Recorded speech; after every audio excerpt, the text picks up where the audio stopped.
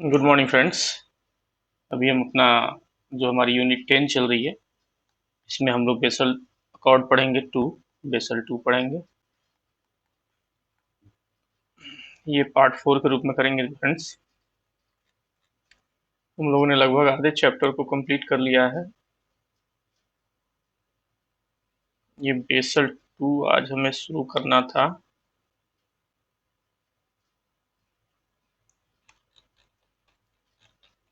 देखिए basal to accord, ठीक है ना। बेसल टू अकॉर्ड कब आया था? The revise accord was called basal to. पहले बेसल वन थे ना, बेसल वन, ठीक है। बाद में बेसल टू आया, ठीक है। रिवाइज फ्रेमवर्क 2004 में आया, which was later revise in 2006। Significant feature क्या था? More risk sensitive capital requirement and takes account into operational risk of the bank. पहले सिर्फ इसमें क्या था, बेसल वन में क्रेडिट और, ठीक है, मार्केट रिस्क थे, ठीक है।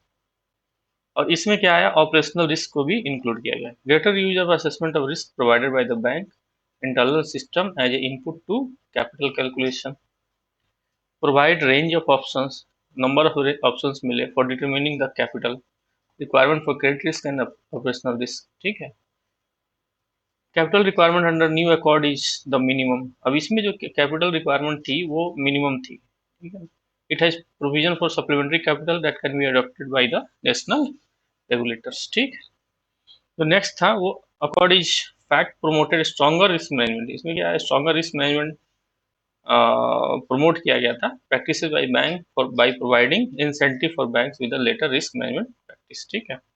बेसल टू अकॉर्ड्स के तीन पिलर हैं, आप लोग शुरू से जानते हैं। Minimum capital requirement, supervisory, market discipline, ठीक। अब मिनिमम कैपिटल रिक्वायरमेंट में जो है, सबसे पहला क्या है, capital for credit risk, market risk, operation risk. हम लोगों ने पहले भी देखा था। इसमें क्या है, स्टैंडर्डाइज आईआरबी फाउंडेशन अप्रोच और आईआरबी एडवांस अप्रोच, ठीक है। और ये आपका हो गया स्टैंडर्डाइज अप्रोच, ठीक है। तो ये हम लोगों ने पहले भी पढ़ा है। अभी थोड़ी सी बेसल वन जब हम लोग पढ़ रहे थे, उसमें पहले भी देखा था। यहाँ भी हम लोग थोड़ा सा देखेंगे। मार्केट रिस्क में क्या आ जाएगा, स्टैंडर्डाइज अप्रोच, मैच्योरिटी और ड्यूरेशन मेथड, ठीक है। मैच्योरिटी मेथड और ड्यूरेशन मेथड, ठीक है। और क्या है, इंटरनल मॉडल अप्रोच मेथड, ठीक है ना। ये मार्केट रिस्क के हो गए, ये क्रेडिट रिस्क का हो गया। ऑपरेशनल रिस्क में क्या है, बेसिक इंडिकेटर अप्रोच, बीआईए होगा, स्टैंडर्डाइज अप्रोच होगा और एडवांस मेजरमेंट अप्रोच होगा। तीन अप्रोच होंगे, ठीक है। सुपरवाइजरी रिव्यू प्रोसेस में के जो अंदर जो पिलर्स या सब पिलर्स कह सकते हैं, वो क्या है, इवेलुएट रिस्क असेसमेंट, इसका वर्क है। Ensure soundness and integrity of bank internal process to assess the adequacy of a capital. Capital की कितनी जरूरत है, उसके लिए इंटरनल प्रोसेस है असेसमेंट का। Ensure maintenance of minimum capital with PCA for shortfall, ठीक है ना। और मिनिमम कैपिटल के लिए मेंटेन करना है ताकि वो जो शॉर्टफॉल ना हो पीसीए के लिए, ठीक है। Prescribe differential capital with necessary where the internal process are slack. तीसरा है मार्केट डिसिप्लिन।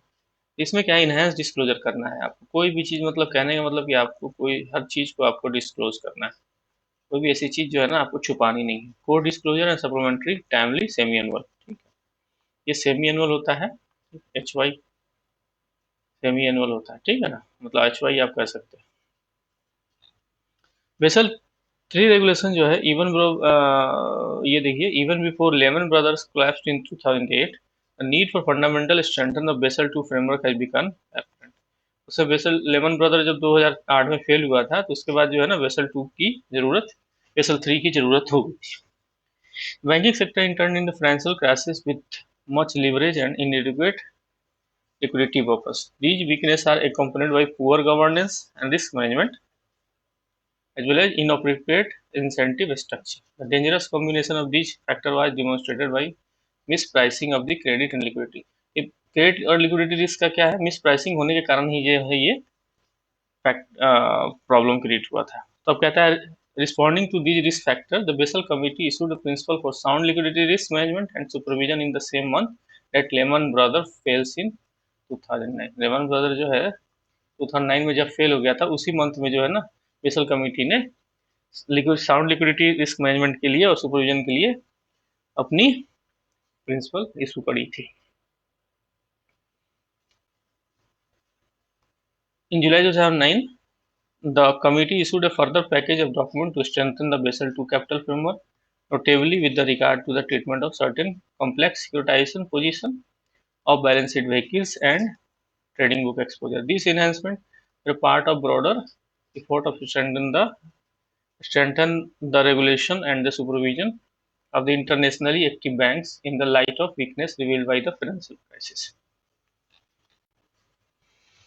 देखिए, सितंबर 2010 में group of governor and head of supervision announce higher global minimum capital standard और कमर्शियल बैंक। उन्होंने अनाउंस किया था क्या higher global minimum capital standard रखना है और कमर्शियल बैंक के लिए। This followed an agreement reached in July regarding the overall design and capital of the liquidity reform package now transfer to Basel 3 referred as Basel 3। तो उन्होंने basal 3 की आधारशिला रखी थी या घोषणा करी थी, ठीक है। अब यहाँ पर देखिए, in December 2010 version were set out in Basel III, International Framework for Liquidity Risk Management, Standard Monitoring, and Basel III, a global regulatory framework for more resilient bank and banking system. The enhanced Basel framework revised and strengthened the three pillars established by इसने क्या किया, framework को revise किया, strengthen किया जो तीनों pillars थे establish by Basel 2। It also extended the framework with several invitation.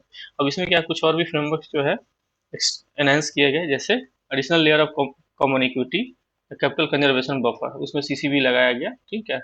That when based the restrict pay out to help meet minimum common equity requirement. Counter cyclic capital buffer which places restriction on participation by the bank in system wide credit boom with the aim to reducing their losses in credit loss. अब आप credit बहुत ज्यादा दे रहे हैं, उसमें अगर loss अकर हो रही है तो उससे बचने के लिए आपको काउंटर साइक्लिक सीसीबी लगाए, counter cyclic capital buffer which places restriction on participation by bank in system wide credit booms, ठीक है। ये leverage ratio, minimum leverage ratio आपको रखना था, minimum amount of loss observing capital related to all bank assets and of balance sheet exposure regarding risk weighting. मान लीजिए कि आपने बहुत ज्यादा क्रेडिट रिस्क रखा है, अब ठीक है क्रेडिट दे रखा है, तो आपकी लीवरेज करने का मतलब कि आपके पास लिक्विडिटी कितनी है कि अगर कोई लॉस होता है तो आप उसको झेल सके, उसे लीवरेज रेशियो बोलते हैं। लिक्विडिटी रिक्वायरमेंट है minimum liquidity ratio, the liquidity coverage ratio intended to provide enough cash to cover funding needs over a 30 days period of stress, and longer term ratio, the net stable funding ratio intended to address maturity mismatch over the entire balance sheet. Additional proposal for systematically important bank, including requirement for supplementary capital, augmented contingent capital, and strengthened agreement for cross-border supervision and resolution. Next जो कहता है the Basel 3 capital requirement regulation are being implemented in India with. Basel 3 जो है ना 2003 में India में, sorry 2013 में India में इम्प्लीमेंट किया गया था, ठीक है। Banks have to comply with the regulatory limits and minima as prescribed under Basel III capital regulation on ongoing basis. To ensure a smooth transition of Basel III, appropriate transition arrangement have been provided for meeting with the minimum Basel II capital ratio through regulatory adjustment to the component of capital etc. Consequently, Basel III capital regulations would be fully implemented on मार्च 2019 से आपको implement करना था, ठीक है। अब यहाँ देखिए keywords क्या है। बैंकिंग रेगुलेशन, ये देख लीजिएगा फ्रेंड्स। सिस्टमेटिक रिस्क कैसे बोलते हैं ये आप देख लीजिएगा, ठीक है। इंटायर बैंकिंग सिस्टम जब फेल हो जाता है, 13 थे जी 13। Capital account framework accounting for, इसके लिए 88 में कैपिटल फ्रेमवर्क अकाउंटिंग फॉर, ठीक है, ये तीनों के लिए थे। बैक टेस्टिंग इज डन, किस लिए होता है, compare model result and actual performance. Under Basel 2 capital requirement under record is the capital is specified by regulatory authority required to be maintained। इसको फ्रेंड्स देख लीजिएगा खुद से। अब एनेक्सर टू यूनिट 10 एक एनेक्सर है, इसको देखना है फ्रेंड्स। एलिमेंट ऑफ CET1 कौन कौन सा होता है इंडियन बैंकिंग के लिए, तो CET1 में होता है common share paid up capital जिसको बोलते हैं इशूड बाय बैंक। फिर से यहाँ एक बार देख लीजिए, element of common tier 1 capital will comprising following item. क्या क्या होता है, paid up capital plus stock surplus ये सब टीयर 1 में है।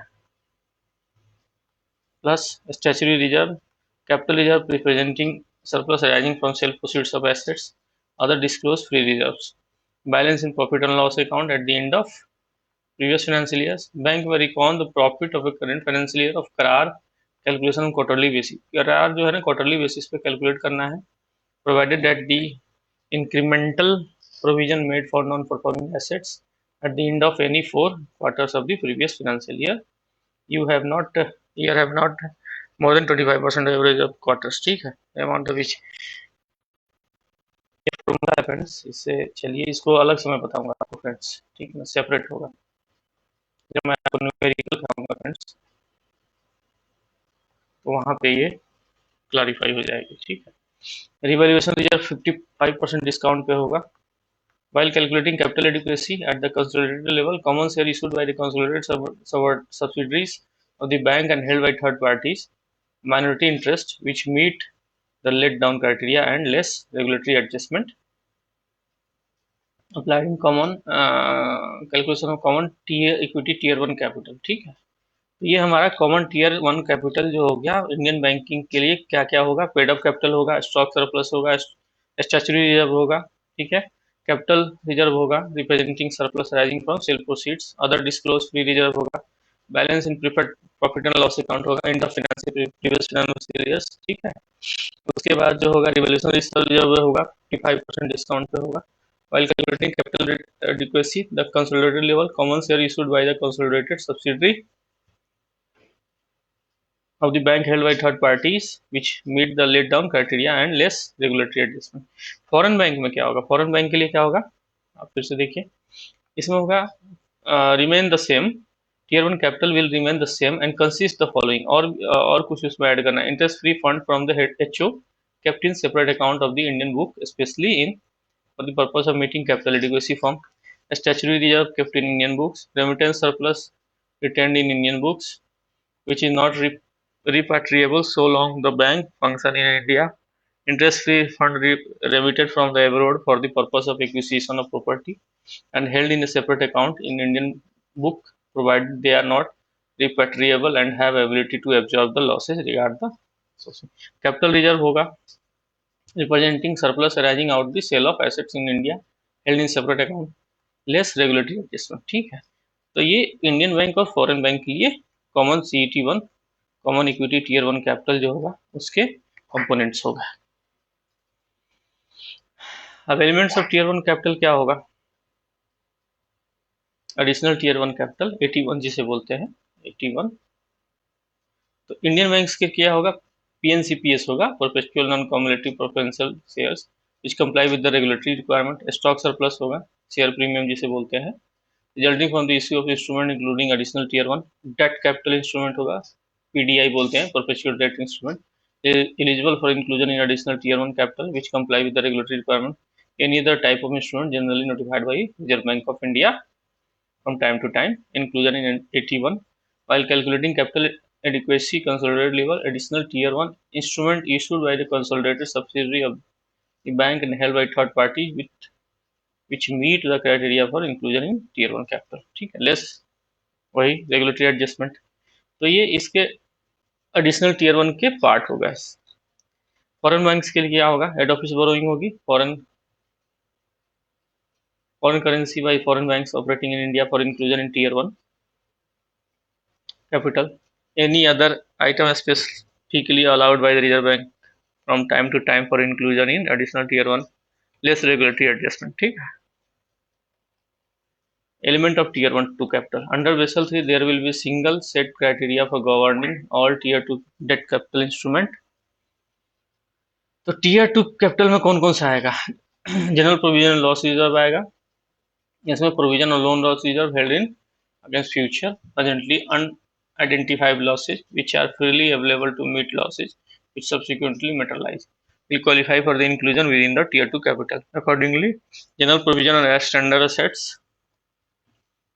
floating provisions and incremental provision in respect of the unhedged foreign currency exposure।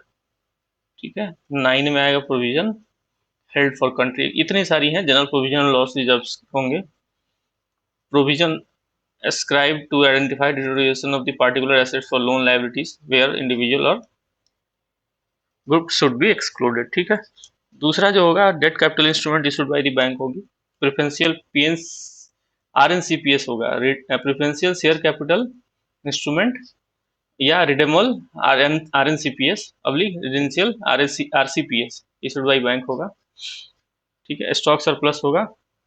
While calculating capital adequacy, consolidated Tier 2 capital instrument issued by the consolidated subsidiary of the bank and held by third party which meet the criteria including the Tier 1 capital. Any other type of instrument generally notified by the Reserve Bank of India from time to time। ठीक friends, अगर आवाज़ तेज आ रही हो तो थोड़ा आप slow कर लेंगे, यूट्यूब में एक ऑप्शन आता है वहाँ पे आप स्लो कर लेंगे। ठीक है। Less regulatory adjustment deduction applied in the calculated of the Tier 2 capital deduction from इतना। देखिए फॉरेन ब्रांचेस के लिए क्या है, एलिमेंट ऑफ Tier 2 कैपिटल क्या होगा, तो जनरल प्रोविजन लॉस रिजर्व तो होगा, एचओ में जो आपने फॉरेन करेंसी रिसीव करके रखी है Tier 2 कैपिटल के लिए वो होगा, रिवोल्यूशन रिजर्व होगा 55% डिस्काउंट पे, लेस रेगुलेटरी एडजस्टमेंट होगा।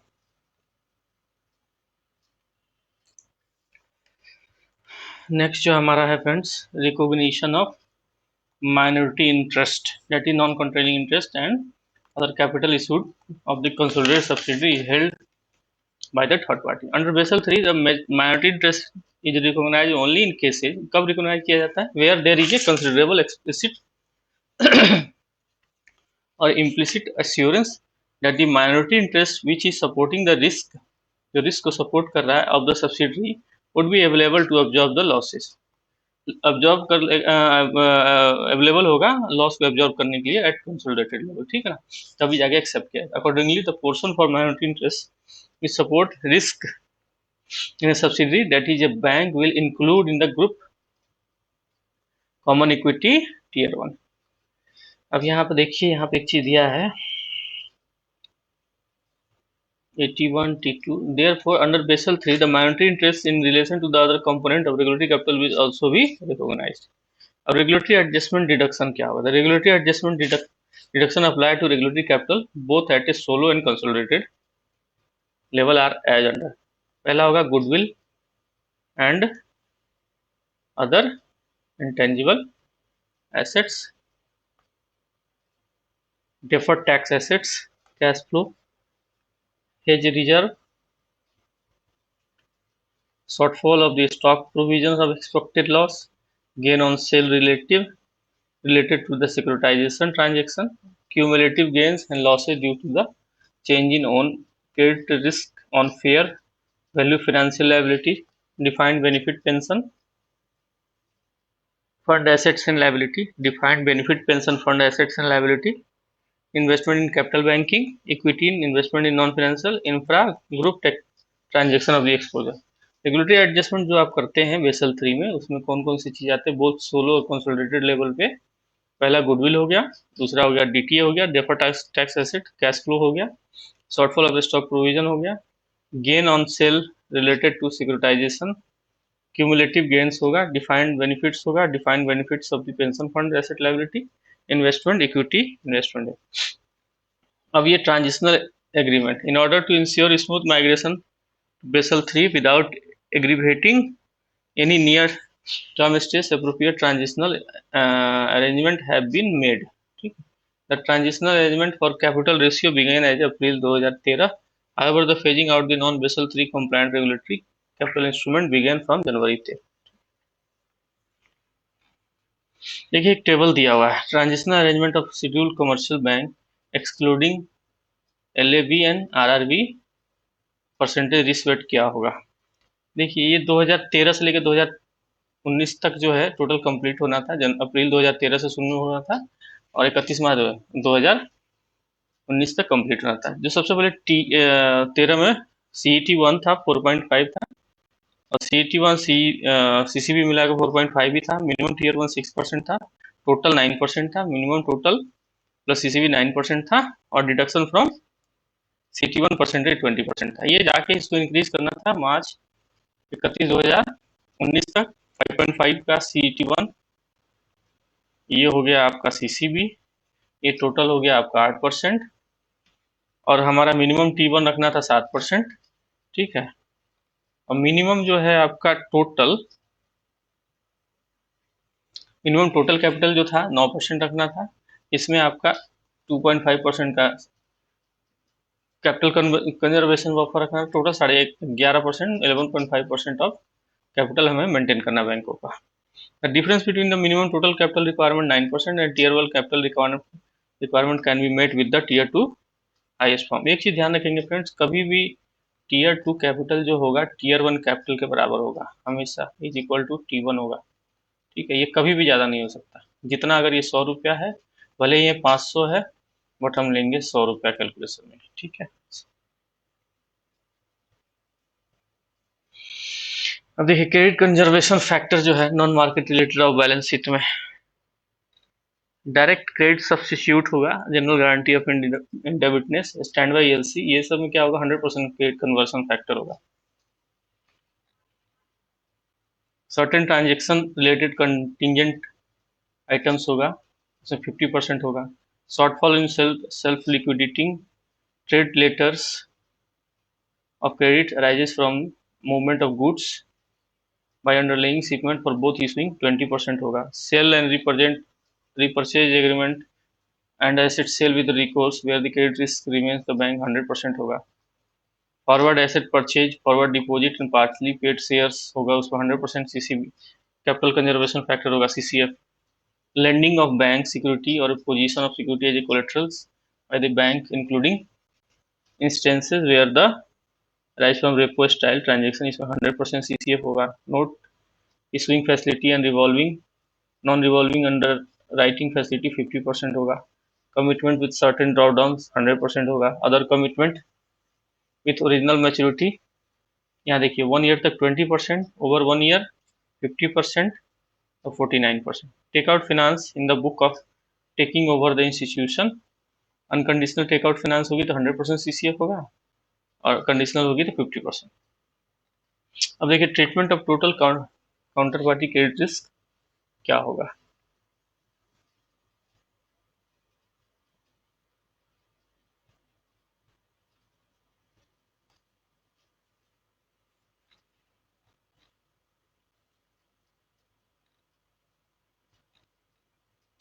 देखिए यहाँ पे एक चीज है, total capital charge for counterparty credit risk will cover the default risk as well as the credit migration. किसको कवर करता है? डिफॉल्ट रिस्क और क्रेडिट माइग्रेशन रिस्क को of the counterparty reflected in mark to market losses on the expected counterparty risk being known as the credit value adjustment. ठीक है, counter party risk में arise in context of the OTC derivative and security financing transactions. Such instrument generally exhibit the following abstract characteristics। ठीक है, अब देखिए इसमें क्या होता है, the transaction generate current exposure of the market value, the transaction have an associated random futures market value based on the market variables, the transaction generates an exchange of payment or an exchange of financial instrument against the payment, collateral may be used to mitigate risk exposure and is inherent in nature of the sum transaction. Short-term financing may be primary objective in the transaction mostly consist होगा। Netting may use to mitigate the risk, netting use होगा risk को mitigate करने के। Position of frequently valued, जो position होगा उसकी frequently valuation होगी according to market variables. Remerging में बी एम्प्लॉयड। यहाँ हम कहता है capital charge for default risk and capital charge for CVA risk will be calculated explained in master circular D. चलिए नेक्स्ट जो है डिफिनीशन एंड जनरल टर्मिनोलॉजी। कुछ definition और जनरल टर्मिनोलॉजी दिए हुए हैं, जैसे counter party credit risk. Counter party credit risk किसका है? Risk that the counter party that the transaction could default before the final settlement. मान लीजिए काउंटर पार्टी है और ट्रांजैक्शन था, उसका सेटलमेंट करना था, वो डिफॉल्ट कर गया। ठीक है, तो उसे काउंटर पार्टी क्रेडिट रिस्क बोलते हैं। Security financing transactions are transactions such as repurchase agreement, reverse repurchase agreement, security lending and borrowing, collateralised borrowing and lending and margin leading transactions where the value of the transaction depend upon the market valuation and the transaction are often subject to the market agreement। इसे security financing transaction बोलते हैं। Hedging set किसे बोलते हैं? The group of risk position from the transaction within a single netting set for which only their balance is relevant for determining the exposure amount of EAD under the CCR। देखिए क्या बोलता है, hedging set is a group of risk position from the transaction within a single netting set for which only their balance is relevant। किसका? उसका balance ही relevance होता है for determining the exposure amount of, exposure का amount determine करने में। Current exposure क्या है? is a larger of zero or market value of transaction or portfolio of transaction within the netting set with the counterparty that would be lost upon the default of a counterparty, assuming no recovery on the value of those transaction in bankruptcy। Trade valuation adjustment क्या होगा? is an adjustment to the mid market valuation of the portfolio of trades with the counterparty। one-sided trade valuation one-sided credit valuation adjustment that reflect the market value of a credit risk of the counterparty to the firm, but it does not reflect the market value of credit risk of a bank to the counterparty। ये reflect नहीं करता, one-sided value adjustment होगा। A central counterparty क्या होगा? Is a clearing house that interposes itself between counterparties to concentrated traded in one or more financial market। ठीक है। Qualifying central counter party किसे बोलते हैं? Is entity that licence to operate as a CCP including a licence granted by way of conforming an exemption and is permitted by the appropriate regulation overseer the operate such a respect to the products offered. ठीक है। Clearing member है, वही होगा, member is direct participant in CCP. Client किसे बोलते हैं? Party को। Initial margin क्या होगा? means a clearing member or client funded collateral posted to CCP to mitigate the potential future exposure of the CCP to clearing member arising from the possible future change in the value of transaction। ठीक है, इसको initial margin बोलता है। Variation margin means a clearing member or client funded collateral posted on a daily or intraday basis to a CCP based on upon the price movement। तो ये variation margin हो गई। Trade exposure is also known as clearing deposit and guarantee fund contribution. ठीक है, इसे default fund बोलते हैं। Offset transaction means transaction leg between the clearing member. Transaction leg होगा clearing member and the CCP when the clearing member act on behalf of a client.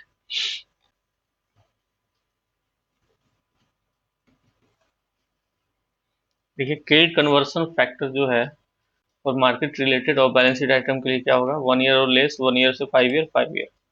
Interest rate अगर 50 पैसा है तो एक्सचेंज रेट 2%, 1% या अगर interest rate है contract का तो 10% एक्सचेंज होगा, 15% और 3%। ठीक है, ये तो पहले आप लोगों ने देख लिया था ना फ्रेंड्स, हमने पहले ही पढ़ लिया था। ये इतनी एक्सटर्नल रेटिंग एजेंसीज है, ब्रिकवर्क है, क्रेडिट एनालिसिस है, क्रिसल, इकरा, इंडिया रेटिंग, सेमेरा इंफॉर्मेटिक्स, और इंटरनेशनल में फिच है, Moody and standard and poor है। ठीक, ये देखिए रिस्क वेट मैपिंग कैसे होगा।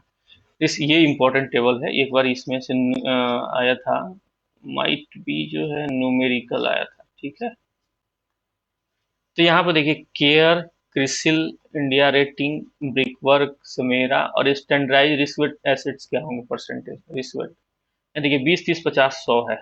20, 30, 50, 100, 150 और फिर 100 है। ठीक है, अनरेटेड अगर होगा तो 100% होगा रिस्क वेट। ठीक है ना, कोई भी अनरेटेड होगी। और रेटेड अगर है तो मान लीजिए triple A, triple A, triple A, triple A, brickwork triple A, triple A होगा तो 20% रिस्क वेट होगा।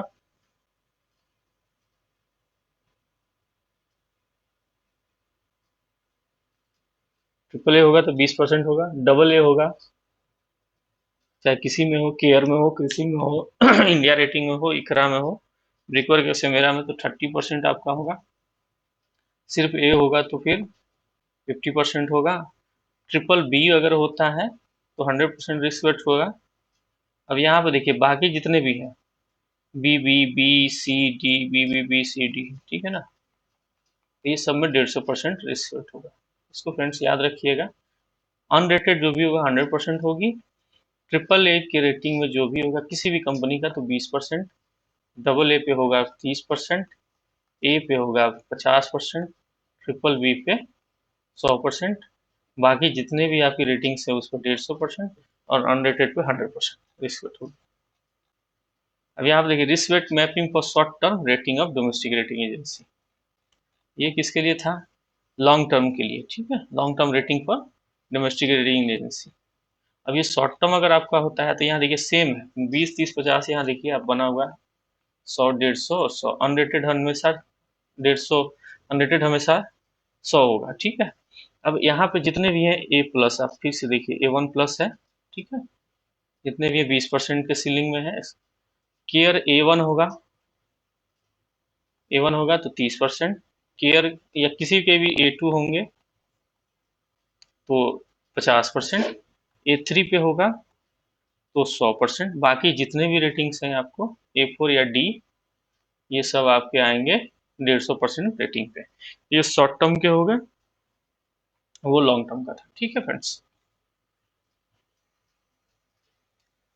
एलिजिबल फाइनेंशियल कोलेट्रल,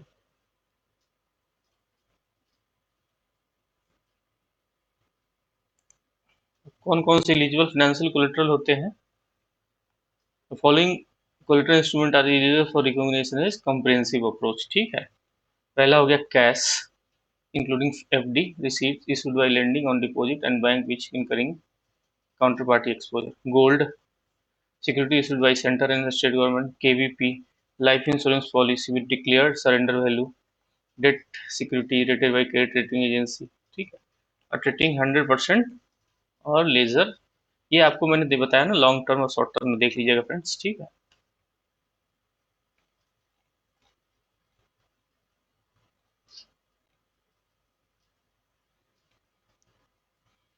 फ्रेंड्स से हेयर कट का फॉर्मूला है, हेयर कट कैपिटल रिक्वायरमेंट के लिए भी है, HFX के लिए कितनी कैपिटल रिक्वायर होगी आपको हेयर कट करने के बाद, तो ये मैं आपको न्यूमेरिकल्स अलग से बताऊंगा फ्रेंड्स, ठीक है, न्यूमेरिकल्स अलग से बताऊंगा हेयर कट पे।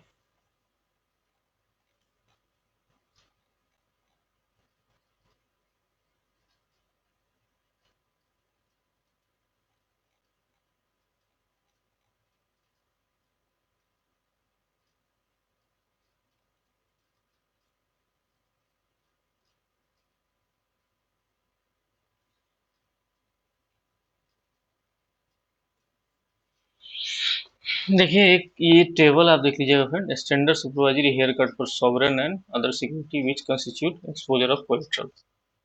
हेयर कट इन परसेंटेज क्या होगा? रेटिंग नॉट अप्लीकेबल अगर गवर्नमेंट ऑफ इंडिया का है तो एक साल के लिए 0.5%, एक साल से 5 के लिए 2% और 4% होगा, ठीक है। डोमेस्टिक डेट अगर होगा other than item number A, इसके अलावा और guaranteed by Indian state government तो 1% होगा एक साल के लिए, 5 साल के 4%, 8%, ठीक है ना। यहाँ आपको आधा है तो इसको एक कर दीजिए, ये 2 और ये 2 गुना हो गया, ये 2 गुना हो गया, ठीक है। अगर ए से लेकर ट्रिपल बी तक है, ये डबल ए से ट्रिपल ए से डबल ए तक है, तो यहाँ पे आप देख लीजिएगा एक साल 5 साल और फिर ग्रेटर देन 5 ईयर्स, तो 2%, 6%, 12%, ठीक है।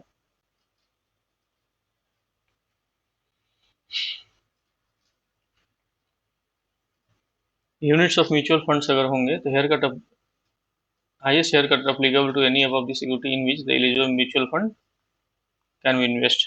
कैश 0 होगा, गोल्ड में 15% हेयर कट होगा। सिक्योरिटाइजेशन एक्सपोजर अगर है ट्रिपल ए से डबल ए तक तो 2%, 8%, 16%, ए से लेकर ट्रिपल बी तक 4 12 24 होगा, तो ये एक साल के लिए, ये 5 साल के लिए और ग्रेटर देन 5 ईयर्स के लिए, ठीक।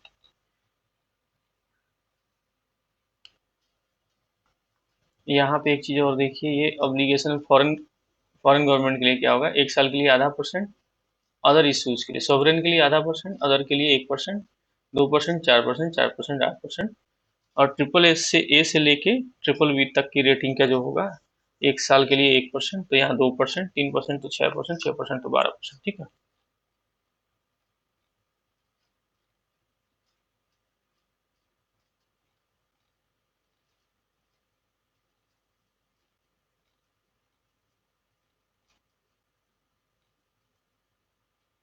फ्रेंड्स ये सारे न्यूमेरिकल से अलग से हम लोग करेंगे फ्रेंड्स।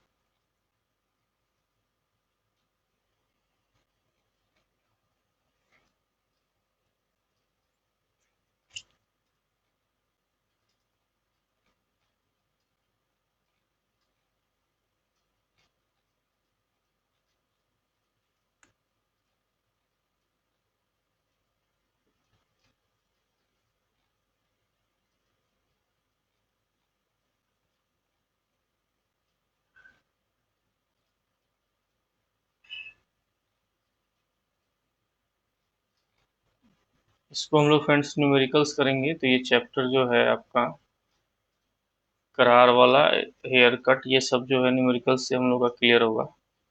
और मेरे पास न्यूमेरिकल्स मैं आपको बताऊंगा फिर। सीसीएफ जो है ये क्रेडिट कंजर्वेशन फैक्टर जो है एलसी के लिए हम लोग पहले भी देखे थे 50% है। परफॉर्मेंस और बिट बैंड के लिए 50% है। डॉक्यूमेंट्री कोल्ट्राइस अंडरलाइंग 20% है और 100%। ठीक है, ये कुछ फैक्टर्स हैं, आप देख लीजिएगा।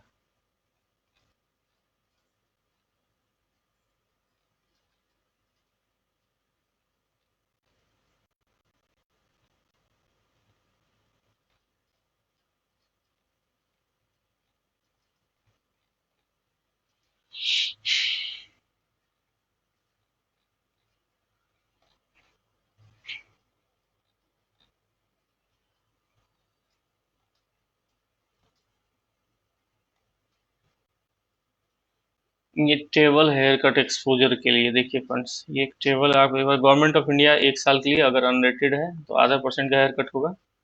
Government of India, state government, RBI, DICC more than 1 year to 5 year unrated अगर है तो 2% की होगी। मोर देन 5 ईयर्स है गवर्नमेंट ऑफ इंडिया के लिए, अनरेटेड है तो 4%। अदर सॉवरेन्स के लिए अनरेटेड है तो 25%। Government of India, state government of India and other sovereigns हैं अप टू 1 ईयर्स के लिए 0.5%। ट्रिपल ए से डबल ए के लिए 2%। Government of India, state government of India more than 5 years के लिए 4%।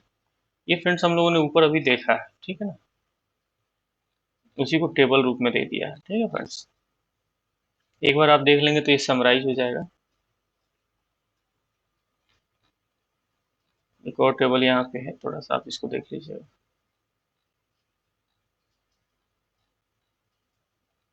ये टेबल फ्रेंड्स, दोनों फ्रेंड्स आप लोग याद कर लीजिएगा, अच्छा रहेगा। अभी आप लास्ट में ग्लोसरी देख लीजिए। एसेट्स किसे बोलते हैं? An asset is anything value that is owned by the person in business, available for sale. The security available for sale are those security where the intention of the bank is neither to trade nor to hold till maturity. Balance sheet क्या है? Financial statement है। Banking book comprises asset and liability. Basel committee supervisor consisting members from the G10 countries. Basic indicator approach, an operational risk measurement technique permitted under Basel II. Basic risk, the risk that the interest rate of the different assets, liability and off balance sheet items. Capital refers to funds. Capital adequacy किसे बोलते हैं? Measure to adequacy of entity capital resources in relation to the current liability and also relation to the risk associated with its assets. ठीक है, capital adequacy बोलते हैं। Capital reserves,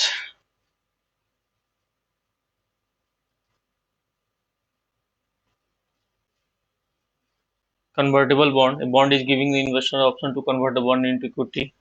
Credit risk, credit risk किससे आता है? Credit से जो risk आता है, risk of a party for contractual agreement और transaction will be unable to meet their obligation, credit risk बोलते हैं।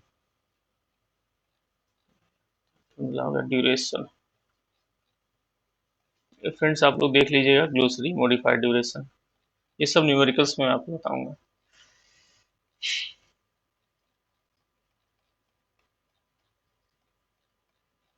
ओके फ्रेंड्स, आज हम लोग अपना मॉड्यूल बी जो है कंप्लीट कर रहे हैं। यूनिट 10 भी हमारा आज फाइनल हो गया।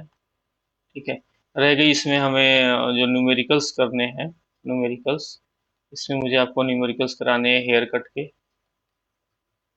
करार के, आरडब्ल्यूए के। ठीक है, इन सब के न्यूमेरिकल्स कराने मैं सेपरेटली आपको कराऊंगा। ठीक है, नंबर ऑफ न्यूमेरिकल्स कराऊंगा, प्लस उसके बाद एमसीक्यूज स्टार्ट करेंगे अब। ठीक है, कुछ एमसीक्यूज में वीडियो आपको डाल देता हूँ। ठीक है फ्रेंड्स,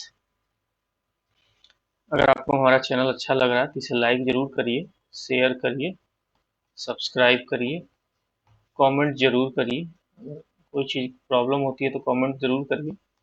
ठीक है, कोई चीज़ अगर एरर आ रहा है या कुछ गलत हमारी तरफ से हो गई तो आप ज़रूर इन्फॉर्म करें। ठीक है, और लाइक शेयर सब्सक्राइब मैंने कह दिया फ्रेंड्स। एक बेल आइकन होती है, अगर आप उसको पुश कर देंगे तो नोटिफिकेशन आपको पहले मिल जाएगी। आप चाहें तो अपने फ्रेंड्स को भी शेयर कर सकते हैं। ठीक है फ्रेंड्स, ये थोड़ी सी स्टार्टिंग है, हो सकता है आपको अदर चैनल्स की तरह थोड़ा अच्छा ना लग रहा हो, ग्रेजुअली जो है हम लोग अपने परफॉर्मेंस को इम्प्रूव करेंगे, ये प्रॉमिस है। ठीक है, तब तक के लिए आपका धन्यवाद। Thank you.